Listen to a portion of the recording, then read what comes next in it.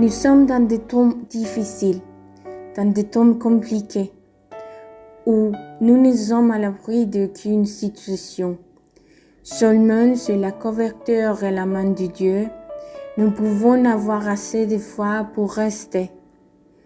Quoi qu'il arrive, nous sortons dans la rue et nous ne savons pas.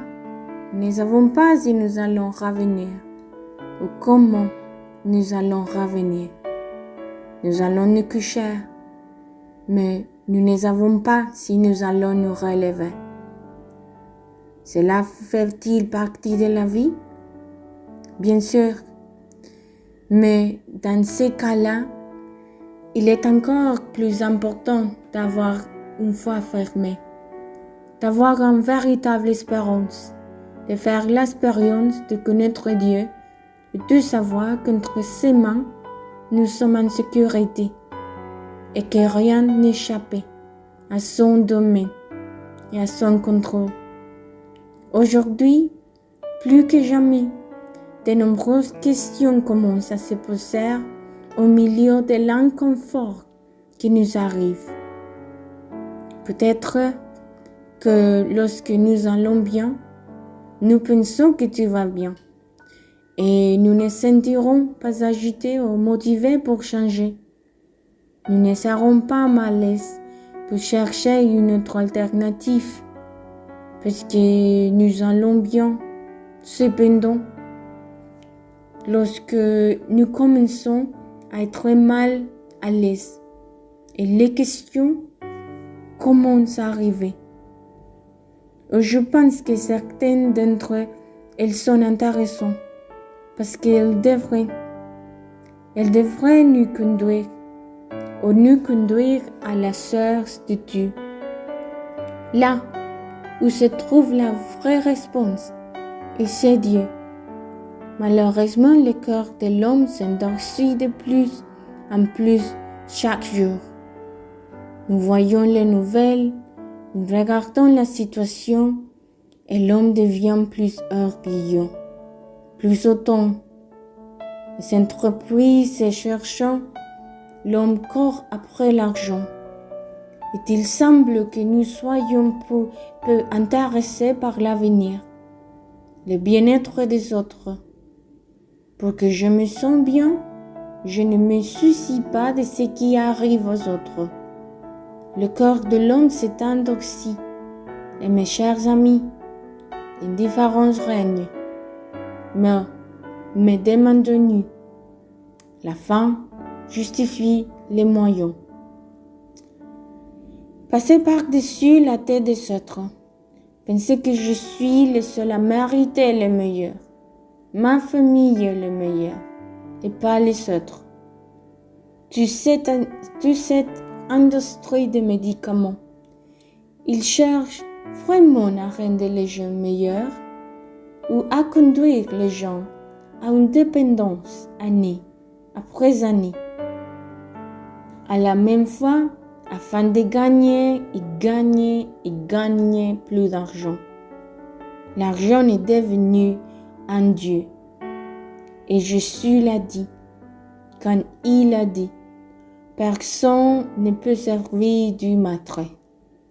Ou vous servirez Dieu ou l'argent. Vous aimerez l'un et détesterez l'autre.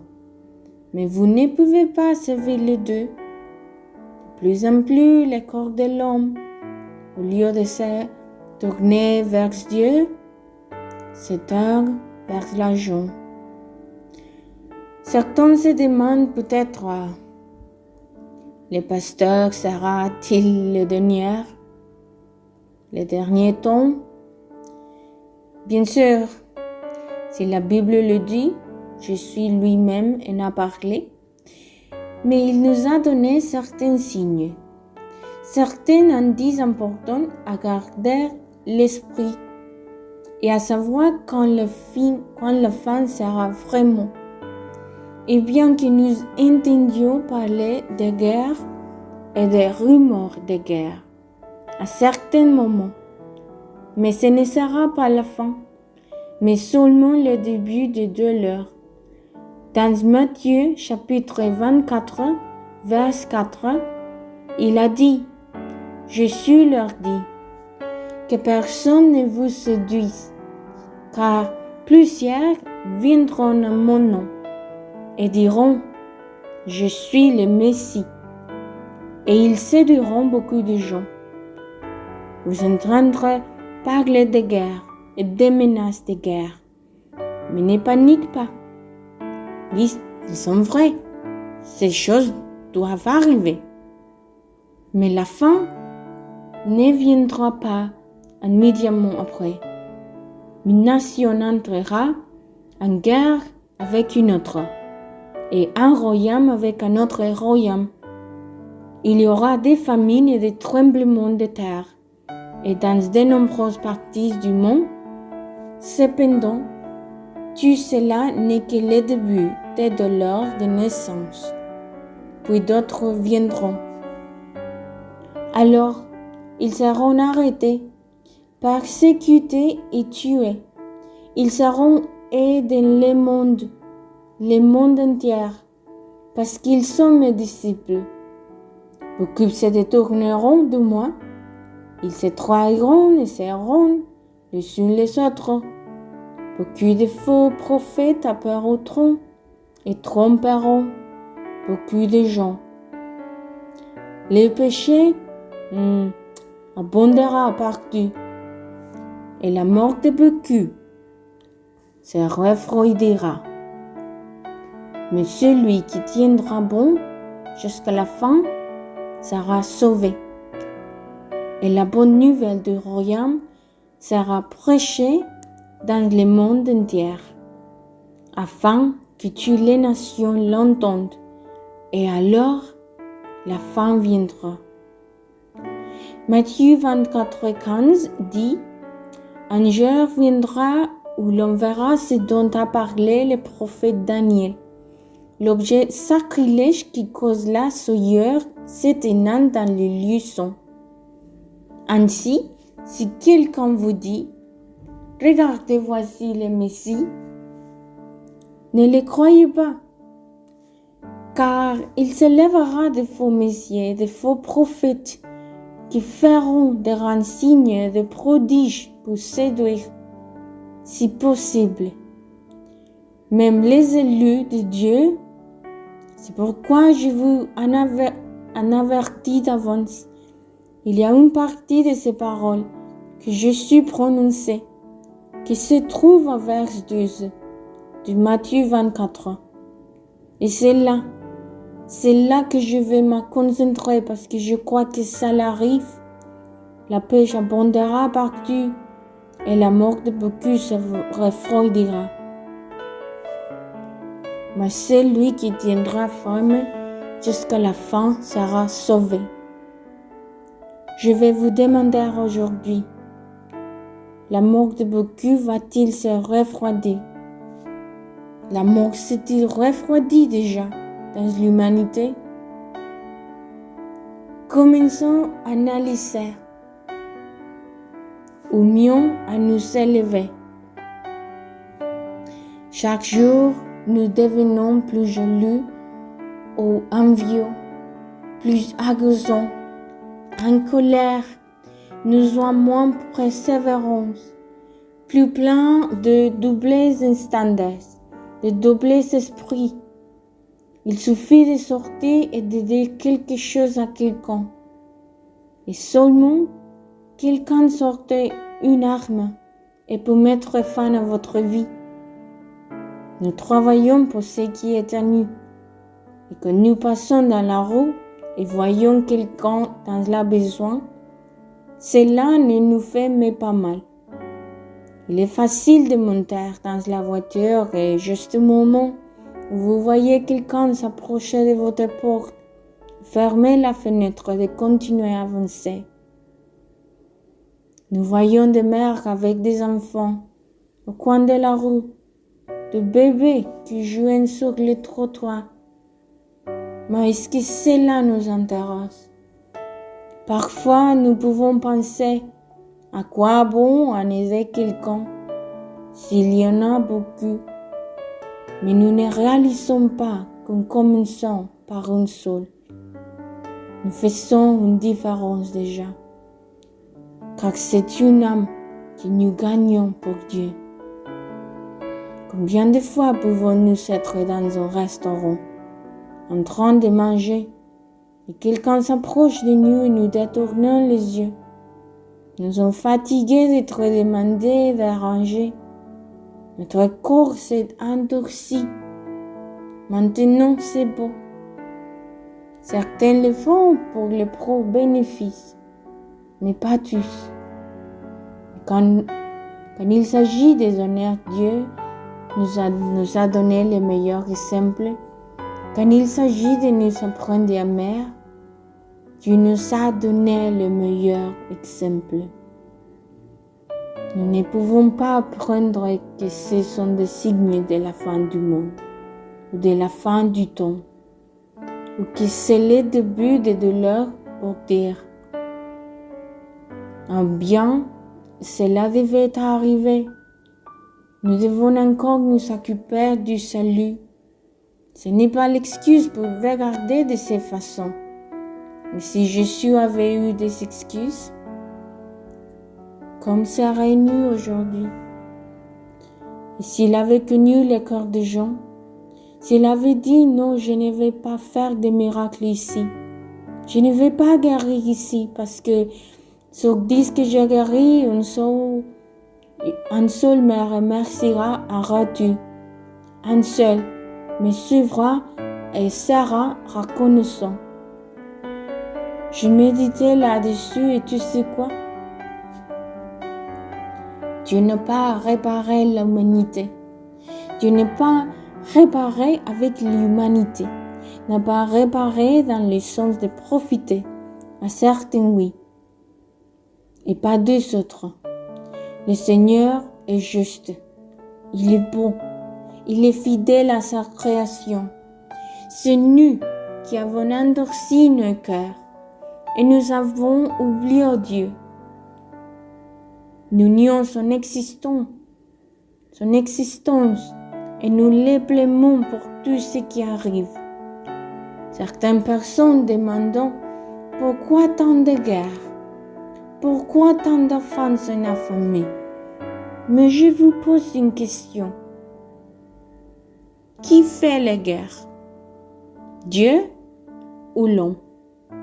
Je vous pose une autre question. Quelle est la conséquence des guerres qui vient du cœur de l'homme? Des enfants sont orphelins, certains souffrent, d'autres mourent, d'autres encore parvenant à survivre. C'est la faute de Dieu? Je vous le demande, qui explose la terre. Qui est celui qui prend les décisions sur la terre? C'est Dieu ou c'est l'homme? Qui a su valoriser les ressources que Dieu lui a données? Tout est la conséquence de quelque chose. Mes chers amis, Dieu a créé tout ce qui est si parfait, mais nous n'avons opté pour les péchés, pour les ténèbres, et par-dessus les marchés, nous intoxiquons nos cœurs et blâmons Dieu. Certains diront, si Dieu existe, pourquoi m'a-t-il permis de voir cela? Ou pourquoi cela m'est-il arrivé? Pourquoi ne m'a-t-il pas sauvé? Pourquoi ne m'a-t-il pas sauvé? Pourquoi ne m'a-t-il pas aidé? Qui est ta blâmère? Dieu? Pourquoi tu ne t'examines pas pour commencer? Pourquoi pas examiner celui que nous voyons tous les matins dans le miroir et arrêter de chercher des coupables autour de nous et commencer à analyser comme notre corps? Parce que la Bible dit, le péché abonde partout et la mort de beaucoup se refroidira. Il n'a pas manqué de rappeler cet homme sur la croix. à côté de la croix de Jésus, le croyant dessus, le diffamant, lui disant, tu es Dieu, de son, de ses croix, est survenu. Une histoire qui se répète encore. Ce que je suis aguerri, à ce moment-là, croyant crucifié-le. Et certains, par peur, sont restés à la maison. Et disant, ce n'est pas avec moi, il m'a guéri. Mais même là, nous avons endurci nos cœurs. J'espère que vous n'entendrez pas cet audio, que vous arriverez à la fin et que nous pourrons méditer sur les chemins du travail, ou à lever, ou à coucher. Je ne sais pas à quelle heure vous écoutez cet audio, mais c'est pour vous aujourd'hui. L'amour se refroidit en nous. Chacun cherchait les siens. Une bonne question, non? Parce que c'est ainsi que l'amour se refroidit en nous. Comme pouvons-nous alors dire que nous aimons Dieu si nous n'aimons pas notre frère, si nous n'aidons pas notre prochain, si nous ne préoccupons pas de lui, si nous passons notre temps à nous disputer, à voler, à maltraiter les autres ou à nous défendre, et même notre propre famille, parce que nous voyons que l'autre n'est pas mon égal. Alors, nous les méprisons, et il ne va tout simplement rien. Et il est incroyable de voir des frères se battre pour l'héritage de leur maison, pour l'argent ou pour une position. Des frères de sang avec des rancœurs, et dont la seule chose qu'ils cherchent est d'en finir l'une avec l'autre.